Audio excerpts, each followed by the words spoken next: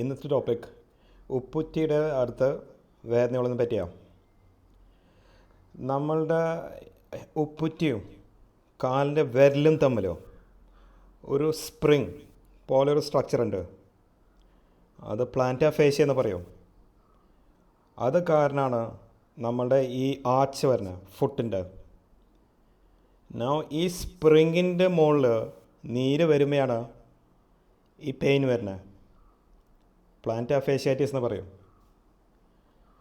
ഇതിൻ്റെ കാരണം എന്താ? നമ്മളുടെ പാദം മണ്ണിൽ നടക്കാനാണ് ഉണ്ടാക്കിയിട്ടുള്ളത്, സിമെൻറ്റ് തറയിൽ അല്ല.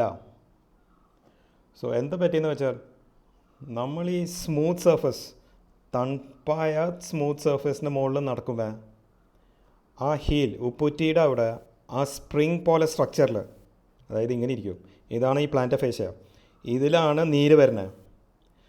നമ്മൾ കുറേ നേരം ഇങ്ങനെ നിൽക്കുമ്പോൾ ഈ കോൾഡ് സർഫസിൽ ഇതിൻ്റെ മുകളിൽ നീര് വരാൻ തുടങ്ങും. അതാണ് നടക്കുമ്പോൾ ഈ പെയിൻ വരുന്നത്.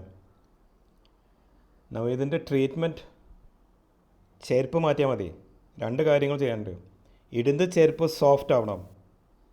പിന്നെ ഉപ്പുറ്റിയുടെ മുകളിൽ മസിൽസ് ഒന്ന് സ്ട്രോങ് ആക്കിയാൽ ആ ഫോഴ്സ് ഒന്ന് കുറയും. ഉപ്പുറ്റിയുടെ മുകളിലെ ഫോഴ്സ് കുറയും. വേറെ രീതിയിൽ പറഞ്ഞാൽ ചെരുപ്പ് മാറ്റിയാൽ, ഫിസിയോതെറാപ്പി ചെയ്താൽ യൂഷ്വലി പെയിൻ മാറാറുണ്ട്. ചില ആൾക്കാർക്ക് ഇതൊക്കെ ചെയ്താലും മാറില്ല. അങ്ങനെയാണെങ്കിൽ വേറെ ഓപ്ഷൻസ് ഉണ്ട്. Thank you. അതായത് നമ്മൾ ആ സ്പ്രിങ് ഒന്ന് ലൂസാക്കിയിട്ട് കൊടുക്കും കുറവില്ലെങ്കിൽ. Thank you.